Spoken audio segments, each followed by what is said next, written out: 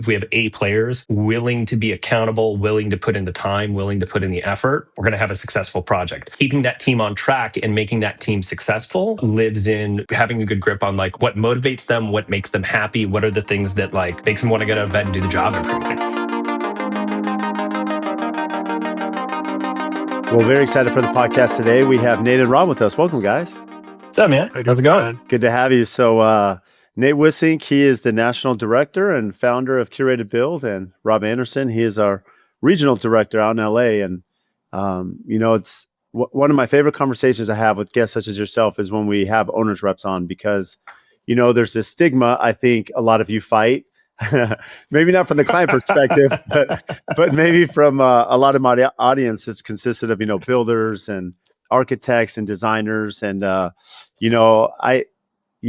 philosophy has always been very pro consultant, because I find that even though I feel we have great systems and stuff, like the consultant actually adds a layer of professionalism and actually makes the project go a lot smoother, especially when you have a good one. So excited to have this conversation with you guys today.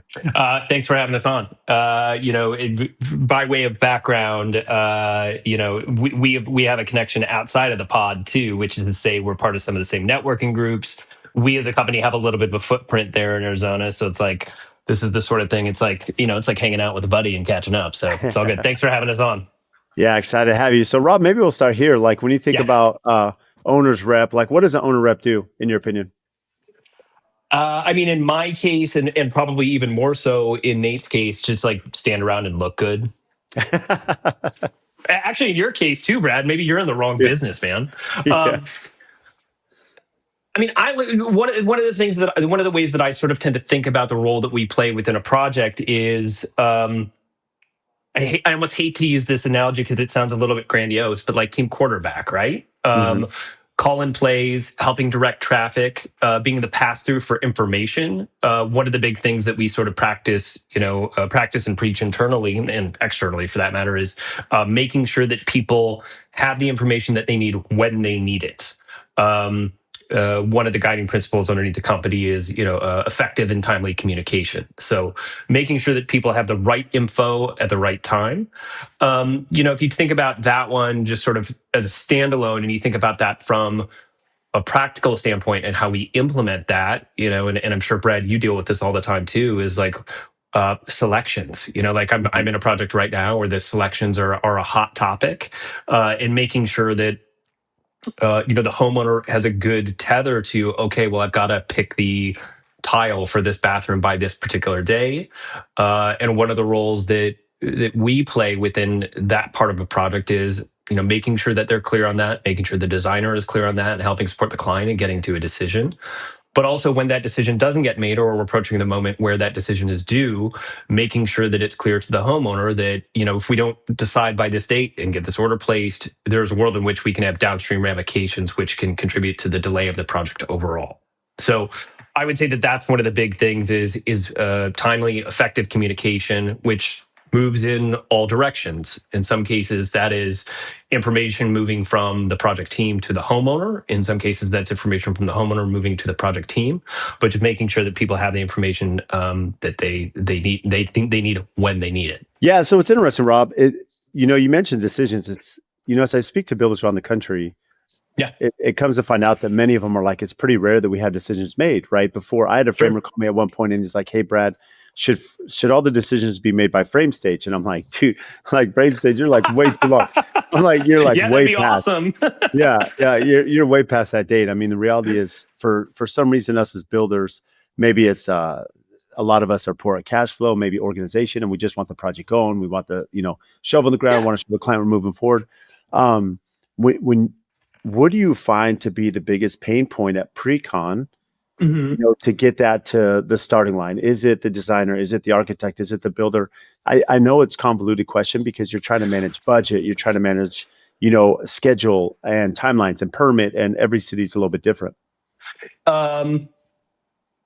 Well, the first part of my answer you will love, and the builders who listen to the pod will love. We are big advocates for having generals engaged as early as possible. The thing that I find myself saying to prospects to clients, whatever the case might be, just talking about our business generally, is like, if I had my way about it, we would sign a general at a minimum for a pre-con agreement on the day that we sign the architect. Mm-hmm. Because we find that having somebody engaged, on day one or at a minimum early days, who can speak to constructability, means and methods, timing, cost, things like that, having that person folded in from minute one pays such massive dividends as you work your way through the project. So that's sort of only part of the answer. To go back to the original question of like, what are the pain points? I don't know, man. Take your pick. It's any number of things. It really. I know that's sort of a non-answer a little bit, but it really varies project to project. Make decision making, generally speaking, certainly is a pain point. If I had to like drill down on that particular pain point, I would say that in our experience, a lot of the times, not all the time, but a lot of the time, that pain point is driven by a client who, frankly, is indecisive and doesn't want to come to a decision on certain elements. And the way that we try and navigate that as best we can is to make the homeowner aware of the practical realities of pushing decisions off, but also, and this goes to kind of like how we think about our work philosophically, is to rally the team. If they hear it from us, it's one thing. If they hear it from the designer, it's kind of one thing. But if we get on an OAC and the general and us and the designer and everybody and their brother is saying, we are going to be facing down some schedule delays overall, and the final delivery date if this decision isn't made, that generally, as a rule, tends to move the needle for a homeowner. I mean, those I would say are probably some of the biggest ones. I mean, the other one that's kind of unavoidable is cost. That, as with every project, varies client to client because we are in the fortunate position to have certain clients who are not price sensitive folks. They are, we have one client I'm thinking of in particular whom we've done a number of projects for, and he and his wife's position is, I don't so much care what it costs. I'm not so much worried about the time, but it has to be perfect. And as I'm sure you can attest to, Brad, like that's a dreamboat client right there. Right. Not so worried about schedule, not so much worried about cost, but it's got to be a jewel box when it's done. But I would say that if you sort of were speaking to the middle or speaking to the typical client, that is not the case, and so budget will become a sticking point at some juncture. And I think that it really, for most clients, it becomes a function of how much of a sticking point is it going to be. Are they looking to chisel 2% out of that budget, or are they looking to chisel 20% out of that budget? In which case, we as a team have a much more meaningful lift. Well, That was a really long answer to your question. Sorry, I feel like I wandered all around inside of it. no, it's great, Rob. I mean, what's interesting, even when you bring up maybe this A-list client in a way, jewel box of a client, as you mentioned, the reality is, yeah, they may budget maybe not their number one priority, but they have other priorities, right? It's quality, Sure. it's execution, it's customer experience, it's communication, it's road Yeah. mapping. And so in some cases, my experience has been those that maybe budget is not as much of a point of contention. There's an expectation they demand a lot more from you as an owner's rep as well as Yeah. us as the builder. Yeah, I think that that's exactly right. And the thing that I would add to that too is that in instances like that, when you don't have these opposing forces, because we always have the trifecta of cost versus time versus quality. When you have something within that matrix that is only pulling you in one direction rather than three things pulling you in three different directions, that's your best case scenario for sure. But I would definitely concur with that, which is to say that when you have those clients who are of means and the expectation is that it's perfect, it doesn't mean that the project is an easy lift, and it doesn't mean that they don't require lots of care and feeding, because they do. And to your point, they require more care and feeding in some cases than other clients who are built in a different way. And I think the value, going back to this, Rob and Nate, is bringing you in is you use the term opposing forces, Rob, and Sure. I think that's an interesting topic because my experience has been even as going back to this example of having systems and processes, we do our best as a builder to lay those out at Precon, right? To lay those out in the sales process with the client. But what I found is no matter how much you've had conversations, you lay them out, it's a long process. We're talking 1, 2, 3 years in many cases. And what ends up happening is sometimes things go sideways or the client may forget this conversation. And what I found is what's great about a good owner's rep is you guys have such a good pulse on the project Mhm. that you can be forceful in a way with the architect. You can be forceful with the builder. You can be forceful with the designer, but also the client to say, hey, no, this team's actually on board. They're right. This is the process, and so there's that mediator that sometimes we need in these projects. Well, Fred, you started the podcast off and say that we're fighters. I would say we're lovers, not fighters. Uh, but with that, I think at the end of the day, the reality is there's always going to be hurdles in a journey, right? And you start thinking about the experience as a duration and what are the milestones that ultimately mean something for a client experience.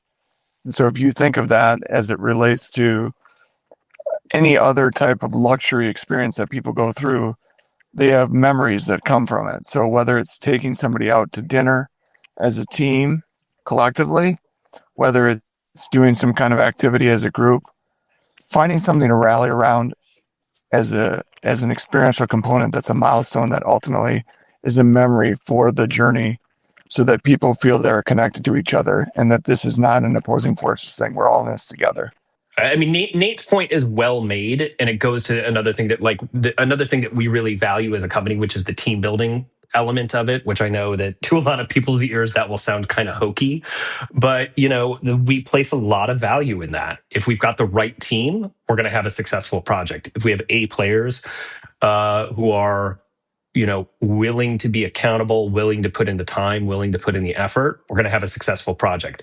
If we got a B squad of people who don't want to turn up and don't want to be held accountable to process, to the project itself, you as a rule don't get good outcomes.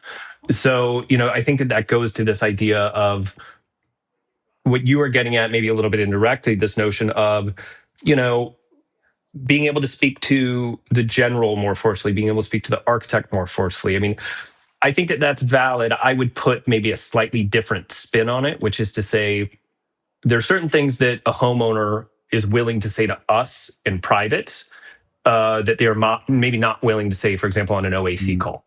Mm-hmm. And it puts us in the position to be able to take that information, communicate it to the rest of the team, whether that's on an individual basis or whether it's to the team in its entirety.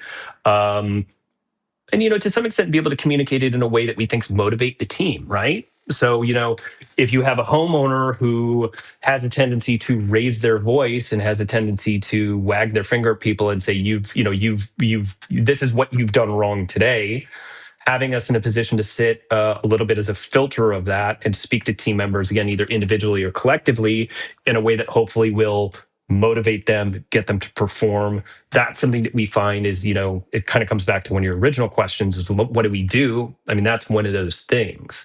You got to build a high functioning, a highly effective team. And sometimes an element of keeping that team on track and making that team successful lives in having a good grip on what motivates them, what makes them happy, what are the things that not bring them joy, because again, that sounds a little bit hokey, but makes them want to get out of bed and do the job every morning. I love that comment about being a mediator, because I will concur that, I've seen this. A lot of it's human nature, right? A lot of us have a lot more strength behind a computer screen, right? Yeah. I mean, we sit online. Yeah. We can be a little bit more aggressive if we're sending a text or an email, as opposed to I'm looking at you face to face, Rob. Sure. And even with that being said, when you're working in a professional environment and, the client's hiring, this design team and these builders, they may have things that are getting, they're frustrated about. These are personal things. How do you have that conversation? It's nice to have kind of liaison there to say, okay, Rob, I'm really upset with AFT, or I'm upset with this design team because of X, Y, Z. And there's a little bit of check and balance. Would be like, no, I think that's reasonable. I think that's fair. And we can handle this in a way, to maneuver the process. And that's where I do lean to favor owners reps, because sometimes we have these projects that go off track for a lot of different reasons. And you do a great job of keeping that on board and aligned so that everyone's on the same page. Yeah, and I mean, I would go deeper on that too. And I'm thinking of one of my projects in particular, which is that And to some extent, it goes back to this idea of opposing forces, right? So again, another long answer, but like it or not, the elephant in the room is that sometimes the financial and other incentives of the team members don't necessarily align. The general, not casting dispersions on generals at all, but the general will make more money if there are multiple change orders in a sort of normal circumstance. So, it could be argued that generals have a financial incentive to drag the process out or to change order an owner. I'm not saying you, Brad. I'm not saying you, but there are guys, that argument could be made, right? Right. You could make an argument of, well, the architect or the interior designer has an incentive to see their vision realized. And sometimes that incentive and that drive runs contrary to the wants and needs and best interests of the homeowner. Again, I'm not thinking of anybody in particular, but this is a paradigm that, does exist out in the world. We sort of would like to think that we exist separately from that. Our incentive is to get that house built. Our incentive is to work on behalf of our clients to make their experience good, make it pleasant. In a perfect world, make it something that they would do again, and get that house delivered in the time frame to the specifications that have been indicated. So, again, it kind of goes back to this idea of sort of the push-pull, the opposing forces, but also being sort of a mediating force, because our only incentive is to make the thing happen, get the thing built, make sure the homeowner's happy, and to the extent that it's possible at all, make sure that they have a good experience doing it. It's interesting when you say one of our goals is they'll do a project again. I think that's a very wise statement, because how many times have we heard someone saying, I'm never doing this again? Yeah, 100%, for sure. Whether it's a commercial project, a restaurant, whether it's a personal home, there's so many emotions and costs involved that it's exhausting. It's an exhausting process for so many parties. Rob, in your experience, why do projects go out? Why do they go off track? What are some examples where you've seen, an ideal scenario? I'm sure for you, you would be involved from the very beginning, just like the GC, 100%. Because you can really coordinate this. But I would say in a lot of cases, you're going to be the last resort. Things are going sideways. You get a call, you come in. In those scenarios, why are these projects getting off track? How much time do we have? Yeah. Touché. Gosh, I mean, it's such a big question. I mean, I guess how I would try and eat that elephant would be to start at the beginning. I mean, a lot of it is in the agreements. A lot of it is, I would start as early as the agreement with the architect. Is that a good agreement which adequately protects, my client, your client?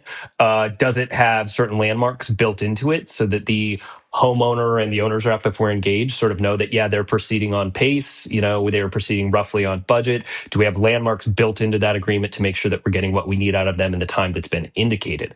That you can build outwards from that point. But I would say that a lot of this lives and dies in the agreements with the homeowner. A lot of it lives in the team building. Do you have people? It sounds funny, but do you have people who like working together? Because that's a big thing. I mean, if we've got a long design process and it's a really significant project and it's a really long build, we might all be in the foxhole together for 4 years. And 4 years is a long time to do anything with the same 5 to 10 people. So, do you have people who are aligned in terms of the goals? Are they aligned in terms of the interest, which is to ultimately, at the end of the day, serve the homeowner and make their vision real? The personnel selection on the team is a way that things can go completely off the rails. And that paradigm, that notion of the right team, the right people in the foxhole together, really affects everything else that you and I could spend 45 minutes to 3 hours talking about what can go wrong. But if you've got good, honest, hardworking people and a team that likes to work together and is good at communicating with each other and, to some extent, good at holding each other accountable and also coming to the table with a willingness to be held accountable. You know what? I missed that deliverable. This is why I missed it. It's not an excuse, but here's the explanation for why I missed it. Here's what I'm going to do differently next time. Here's how I've changed my field staff. Or here's how I've changed my internal staffing at the architect's office. Here are the things I've done to make sure that doesn't happen again. And these are the systems and processes to make sure that we don't wind up in this boat again. So like I said, there are miles of reasons that we could talk about how and why a project goes off the rails. But I think that if you were to try and backtrace all of those things, really it comes down to the team. To get the right people in the right seat, and making them feel supported, making them feel seen, but also making them feel that they got to show up and they got to do the work, and they're going to be held accountable if they don't do that. Yeah, I think it's a very interesting point because you bring up the agreements, and I will say, in a lot of times, for me as a builder, it's very, I've been doing this my whole life. Yeah. So if I'm speaking, hey, Rob, Nate, client, we're cost plus, I know what that means. Yep. If we're fixed price or lump sum, I know what that means, right? Or GMP, Sure. I know what that means. But, and again, this is no fault of any client, but a lot of them, and I had a client tell me this. He's like, Brad, I know I'm talking to you out of both sides of my mouth. And he was very self-aware. He's one of my best clients, but he understood like that, you can't have it both ways. Like for him as a client, if you want lump sum, how are we communicating pricing and budget and change orders? Sure. And, whereas cost plus is going to be a lot more involved as far as they can see every price, every invoice, because they're going to identify that. And so understanding even how the job is priced and what that means, to your point, to change orders and communication is really going to affect, that communication. Yeah, and I mean, a lot of it, some of what we wind up doing is client education. And I don't say that in any sort of belittling or diminishing way. It's just, but not every client knows what a GMP agreement is. Not every client knows what a lump sum agreement is. So some of it is explaining to them, okay, this is what this means from a technical and from an agreement standpoint, but also here are the benefits to structuring the deal this way, and here are your risks. Because all of these things are trade-offs, right? If you've got a cost plus agreement, yeah, everything's nice and clean, and you know where everything is, but you've got limitations in terms of guardrails. Mm-hmm. And that we could take them down piece by piece, but a lot of it is, and this goes to the role of an owner's rep sort of overall. It's not necessarily so much a matter of making the decision for the client, because the client, especially for the three of us here today, we have clients who are, titans of industry or work in film and television or are athletes, whatever the case might be. These are people who are, in most 98% of those cases, probably not dummies. I don't need to tell them you should do this. But it is a matter, in instances where they don't know and they don't have the background or they don't have the acumen, it is a matter of explaining to them, this is what this stuff means. And from our perspective, this is the upside, this is your downside risk. And making sure that they're making an informed decision. Yeah, I think one thing that you guys touched on a little bit is just kind of mediator, and I look at it as, how do we be connective tissue? Mm-hmm. So the journey, is a lot of dots, and connecting those dots is important, but it's also dots between the team members, and how do we support each of the team members to create a great experience for the owner or the client, so that the journey and the outcome are synonymous. And so I think so often we get into these situations where there's a gap in the service model somewhere, not mm-hmm. because it's intentional, or not because it's because teams haven't worked together. It's because there's so many details, or it's such a unique project, or there's just something ultimately that needs some support. We're here to help support that from a team member perspective, to make sure that the items that ultimately could be roadblocks or hurdles, we mitigate on behalf of the client and the journey itself. So, yeah, and I would add something to that too, which is that another thing that we talk about inside of the business is creating a situation, creating a framework where everybody gets to do their best work. Mm-hmm. The architect doesn't want to be doing coordination. Like you as a general, Brad. I mean, obviously you've got you in your office have to do some amount of coordination, but like, we want the architect to be drawing. We want you and your staff to be out in the field of building. Believe it or not, like, we like the coordination piece. We like the herding cats piece. And so like, we want the people, we want people doing the thing. We want people to be engaged in the daily operations and the daily roles that got them into this thing in the first place, right? Like, I mean, you got into building because you love building, not because you love coordinating, with clients and different consultants. Like, let us do that piece. We're masochists. We love that part. Let us do that piece and have you guys be freed up to do the stuff that you really enjoy doing and you feel like you get something out of from a work perspective. Yeah, I think ultimately we want to leverage everybody's talents.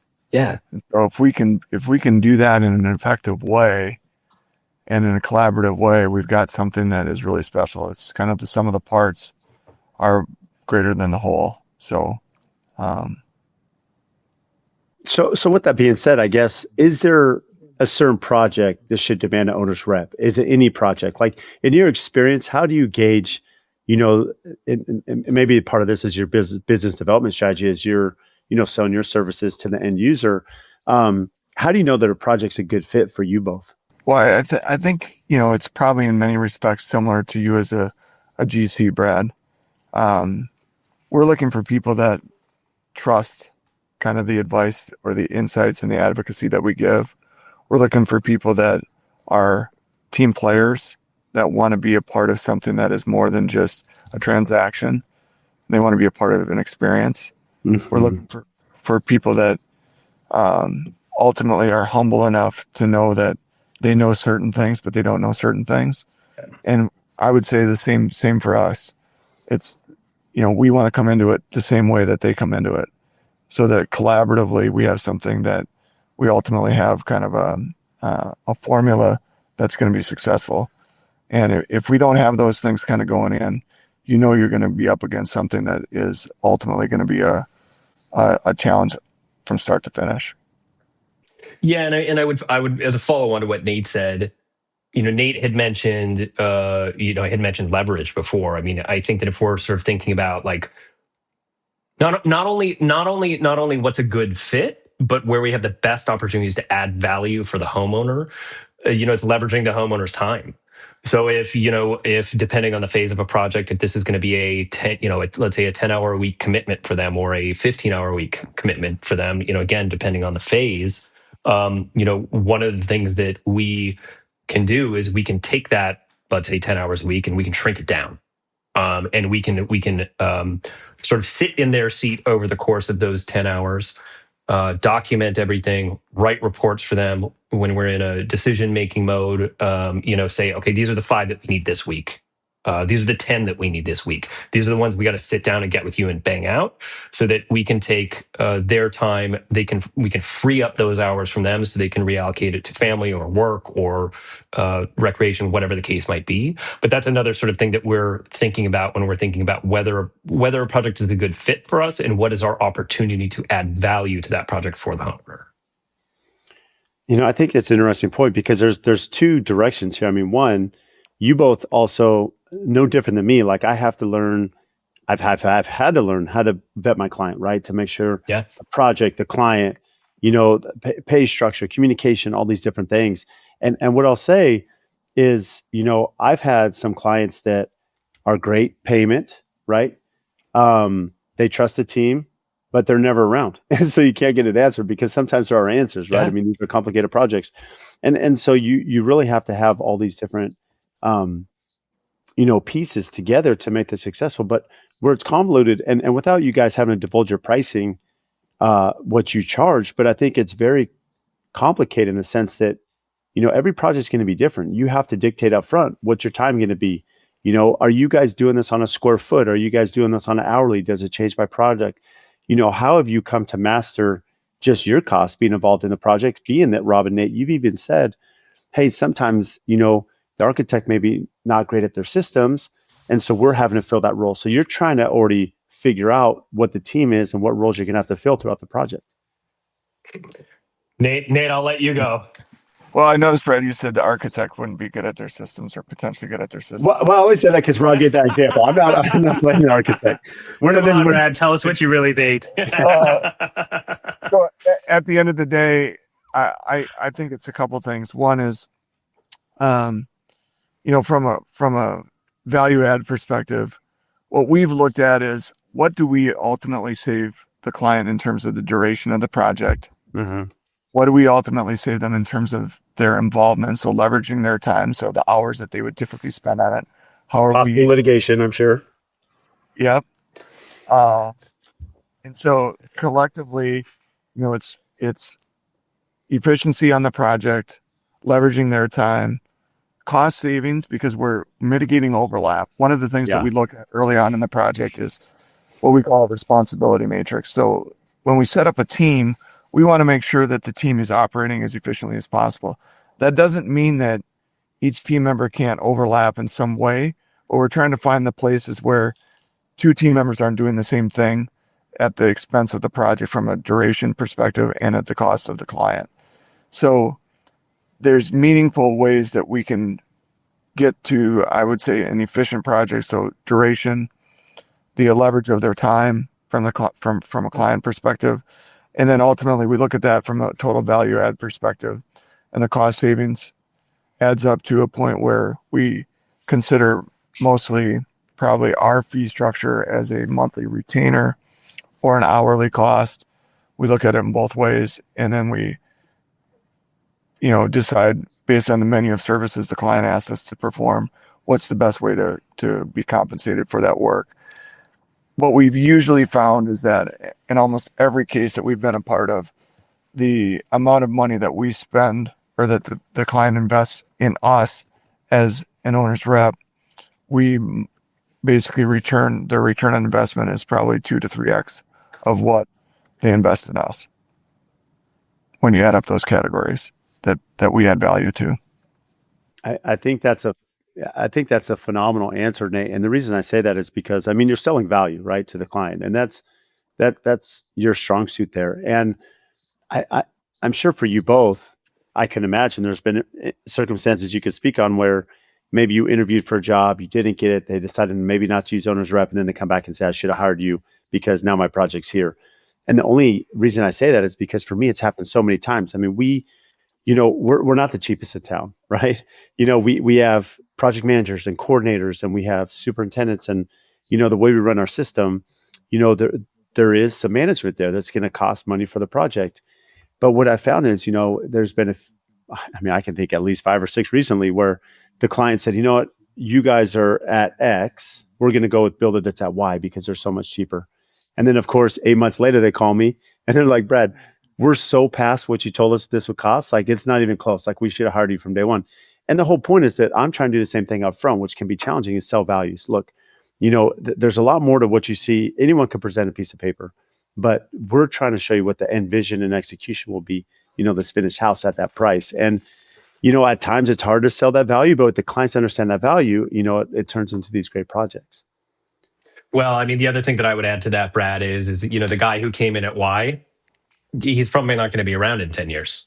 Right. I mean, it's like when you understand your own cost structure and you have a good tether to the value that you are providing to a client, that tends to maybe not pay dividends in the immediate term in the form of those projects that go away to go to the guy who's at your cost less 15%, but they certainly pay dividends in the long run. And they're I tend to think of them as a long-term investment in your own business to say, we know it's going to cost this.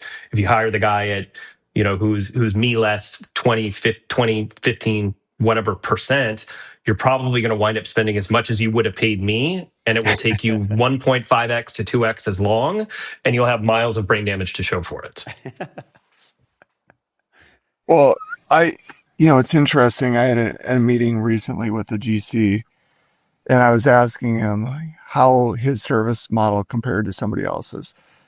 And he came back to me and said, it's not going to be about fee structure, because we're all going to get, compensated about the same. What it boils down to for him was that his team, and particularly him himself, truly cared about the outcome and the experience on behalf of the owner.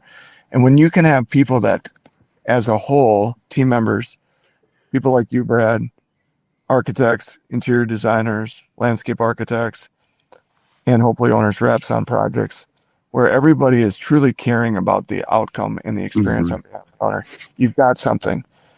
Then it's more than just, we're going to build you a house, we're going to design and build you a house. That's par for the course. We're looking to really dial this thing in and make sure that everybody feels connected to one another, and that you have something truly special. Because when you do that, there's meaning behind it. There's a soul to the house. There's a soul to the experience. And then you got memories, and those memories last beyond the house. So.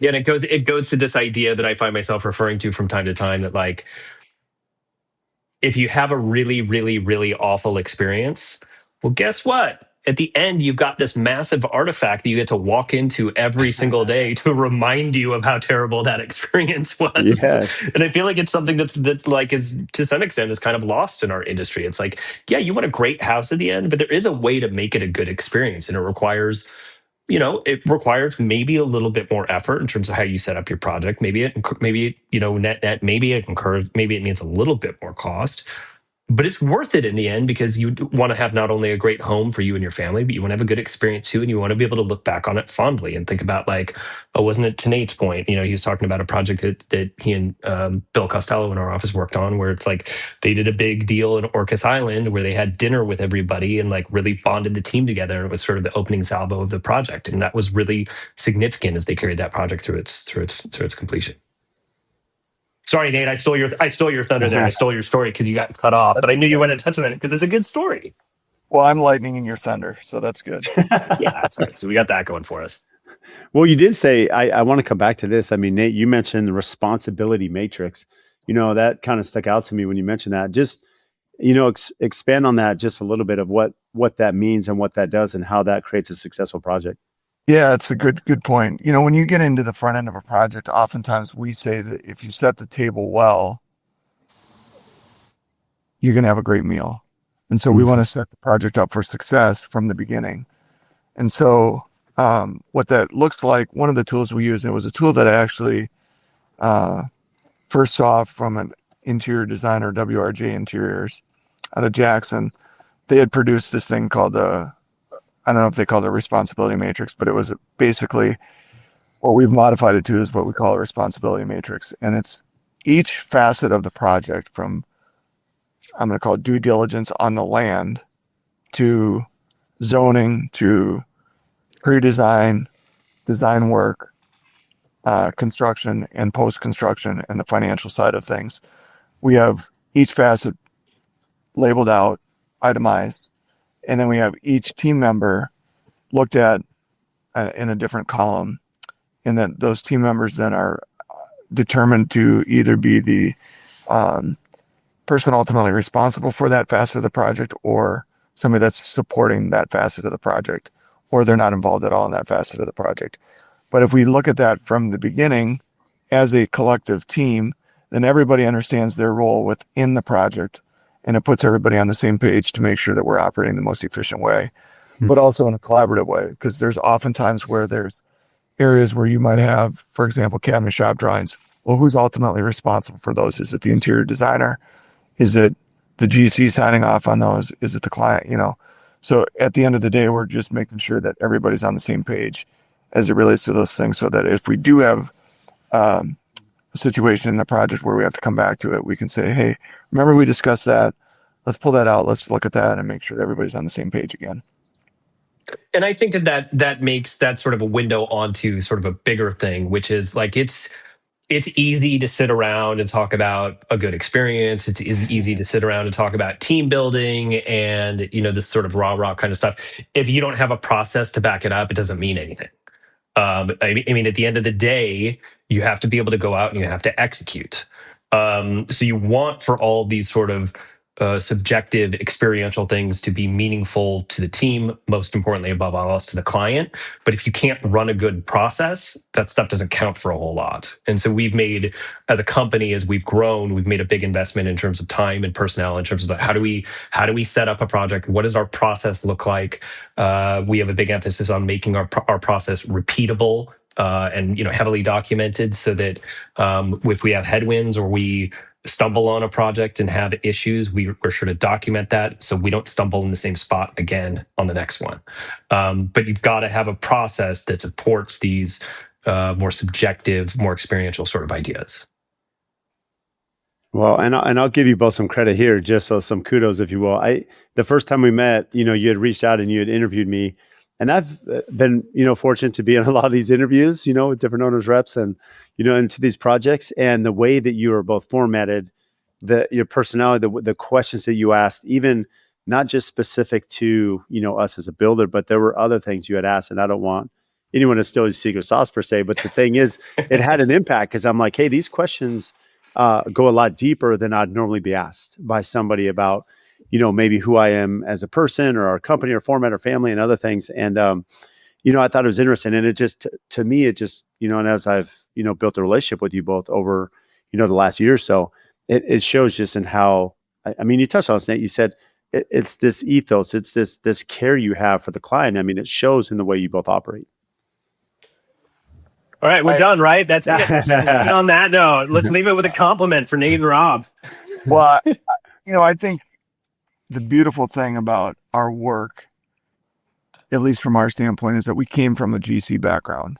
Mm-hmm. In other words, Streeter, as a parent company to what we do as on the owner's rep side, has been around for 35 years as a GC. And so we have a lot of understanding and experience, empathy for what GCs go through. Our CEO of that build business that operates in the Twin Cities only is an architect by trade. So there's a real empathy and experience on the architectural side as well. Yeah. We have this kind of push-pull and collaborative nature into how we operate our core business. And then that's how it basically evolved into the owner's rep side of things. And, the questions that we ask, I think, are really industry-driven questions that we've seen over a long period of time. But you bring up a good point, Brad, and that is, I think when you do owner's rep work for us, a lot of this is high level. And what I mean by that is it takes a lot of industry experience to be able to advise, provide insights. You have to have been around the block for quite a while in order to really know how to navigate certain circumstances, because these issues that come up on projects are not easy. And homeowners oftentimes don't understand what they're getting into until it's too late. And then when it is too late, that's when we oftentimes get a call to, and it's like, help us out. And the challenge at that point is, well, the setup is wrong. And so you're repairing something that's not easy to repair at that point versus, having an opportunity to set it up right and having a much more smoother process going forward. And I think what's unique for you both is you have, and you mentioned this, you have clients that hire you again, right? They've had a successful experience. You've done a great job managing the project. So now you're following them to different parts of the country or world. When you're going into a new area, how are you finding the team, the builder, the architect, the designer, and maybe in a city or part of the country you've never worked before? Yeah, I mean, honestly, so much of it is referral. So much of it is the network. You're standing on a job site in Jackson, and you're talking about doing a project in Whitefish. You're talking about doing a project, less so LA or Arizona, because we have a footprint in those locales. But you're talking about doing a project in some place that's off your beaten path. Maybe it's Florida or something for you. Who knows?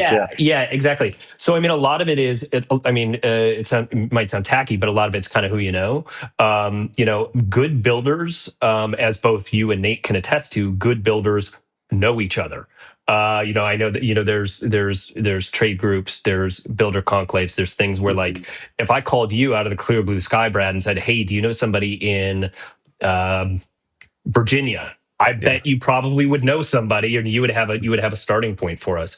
So it's sort of taking that process of our existing network of folks who we know and respect, and in most cases probably have done business with before, and repeating that process 10 times over and saying, who do you know in this market? Who's good? And just getting to know that local landscape. If we're working with the general or an architect whom we've never worked with before, so much of it lives in the referrals. I mean, we know that a lot of times the referrals, of course, they're going to give us, references. Sorry. Of course, anybody's going to give us references that are going to reflect favorably on them. But, and it sort of goes to this thing that you were talking about before, which is asking the right questions.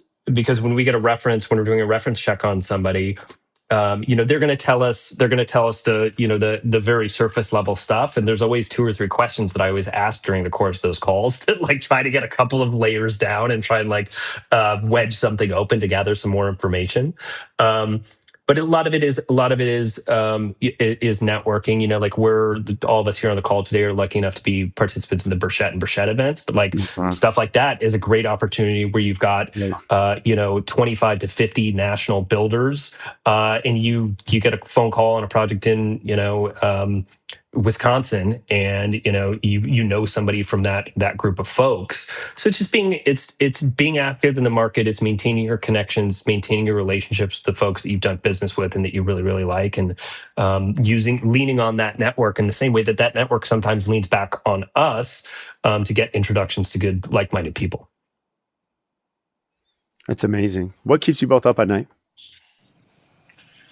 Well, Rob, I'll let you start, and then I'll go. Nate can probably guess what my answer is going to be. Today is my daughter's 13th birthday. That's what keeps me up at night. What keeps me up at night when it comes to work? I think the thing that probably causes me the most heartburn in our business is I really genuinely want for our clients to be happy. And you can't always make people happy. Sometimes, all of us know from lots of experience that sometimes there's nothing that you can do to make a client happy. And it's kind of a bummer because you work really hard, you invest yourself in them and their families and their projects, and you want for the process to be good and you want for them to be happy. And one of the things that I wrestle with sometimes is that there are clients out there who there is nothing that you can do. You can run your best process, and what you have to sort of resign yourself to is when you get in bed at night, you have to be happy with the work that you did, that you have to believe that you turned over every stone on that day for that client, or you made every call, or you responded to every email, or whatever the case might be. And that has to be enough. It's great when you have a project with a client who is gracious and appreciative of the services that we all offer, but that's not going to be every client. And that's one of the things that I definitely struggle with inside of our business. What about you, Nate? What keeps you up? Well, I think it's I'm going to change the spin on this. What keeps me up at night is the opportunity, and the opportunity is finding the right projects to be able to work on with the right teams, and making sure that collectively we have something that's going to be a great outcome for the client. So what I mean by that is finding people like Brad, finding people like the architects, interior designers, and other GCs that are out there that and clients that from a network perspective allow us to do what we get to do. So I get excited about that, and that's what keeps me up instead of being stressed about it. No, that's great. And probably similar to you, I think, there's not a lot of difference from my side. What do you guys do for fun? Go, Nate. A couple things. I've got a 13-year-old son who's heavily into football. I coach him. Wow. And so we really enjoy kind of the time together during the year that we train for that. And then beyond that, I just love anything design driven. So it's super excited about anything architectural, interior design, fashion, etc. So that's what I enjoy. What am I into? I don't know, Nate. What am I into? Watches, cars. Cars, the unholy trifecta, which is watches, cars, and guitars. That is commonly held as the unholy trifecta of money pits. We ski a lot. We spend a lot of time up in the mountains as a family. In fact, we're going up not this weekend, but next. My kids are 13 and 13 today, and then my son's turning 9 in about 30 days. So they keep me running around, but I try and find some time for myself with the unholy trifecta when I can. How about you, Brad? Yeah, it's a good question. I'm pretty busy with 6 kids myself. My oldest daughter's getting married here. So that's been keeping me busy. Yeah. But, AFT, my team, I think one thing that keeps me up is, business development, right? Making sure that I have the pipeline for my team. They're such good people. I care so much about their livelihood and, the future with us. But as far as activities, I still play in a lot of city leagues. I probably should retire soon before I get hurt. So I'm still playing a lot of basketball and golf. And so we'll probably play as long as I can till my back and my knees go out. But we're probably getting close. So what do we got? Like 2 weeks? Probably. Brad, you said something to me, and early on in our conversations, and it was something about generosity. Yeah. I can speak to that. Yeah, would you talk about that? It's something that I am a big believer in, and based on how you said it, it was something that stuck with me. Would you share a little bit about that? Yeah, sure. No, I'm glad you brought that up. And anyone that's listened to me for a while, I've probably said this a couple times, but it's generosity precedes prosperity. And I found that, and really you touched on this, Nate. I actually almost brought it up earlier in the conversation, you and Rob, when you had spoken about, the goal of the project is that happiness and the success. And it's not so much about the dollars, it's making sure that all the teams can perform to their highest level for the project. And it's really the project outcome. And if the project outcome is what it should be, and you mentioned this in your interview with the builder, he said, look, all the builders are going to charge their fee, but for us, we're vested in this. We want the client to be happy. And I found that if we're chasing dollars, you're never going to be happy and you're never going to make the right decisions along the way. But if you're looking at not the money, but you're looking at the outcome, you're always going to make better decisions that will affect your brand and integrity and company position. And even as an employer, and I think in life, the more generous you are, maybe it's good karma, maybe it's other things. I found that, you do the right thing, the money will come down the road. It's just generosity precedes prosperity. And I was fortunate to have some great mentors teach me that at a very young age. When it goes back to this idea of being around in 10 years. If you're chasing a buck and all you're doing is trying to book the next project, no matter, how bad that project could potentially be because it represents dollar signs, that is not an equation for longevity. Yeah, couldn't agree more. And the point is, Rob and Nate, you're young. I consider myself somewhat young. We got a ways to go. You guys both have younger kids like me. We better be here. So got a lot of work to do, but I just, I feel like, in this conversation, I think we had probably 100 questions. We got through one probably. So we're going to have back for a sequel back on the pod. We'll get you guys back for a sequel, no doubt. But for those listening, where can they find you? Curated.build, and Rob and I are ready, willing, and able to help connect you guys to the right people that ultimately can take care of you from start to finish. So, well, I appreciate you guys and the friendship and making time for us today.